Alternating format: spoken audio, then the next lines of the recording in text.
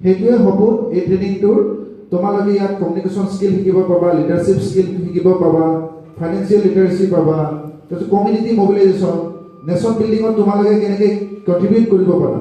Nation building বুলি বহুত ডাঙৰ শব্দ, কিন্তু সৰু সৰু এটা কণ্ট্ৰিবিউশ্যনেৰে তোমালোকে কেনেকৈ আমি নিজৰ লেভেলতে ডেভেলপ কৰি কমিউনিটি পাৰ্টিচিপেট কৰি নেশ্যন বিল্ডিং কৰিব পাৰোঁ।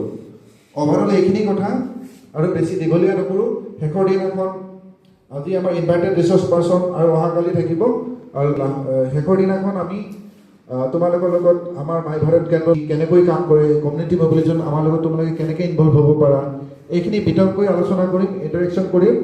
আশা কৰিছোঁ তোমালোকে এই ট্ৰেইনিং ছেশ্যনটো এটা লাৰ্ণিং অপৰচুনিটি হিচাপে উইথ ডেডিকেশ্যন এণ্ড ডিচিপ্লিন তোমালোকে এটেণ্ড কৰিবা।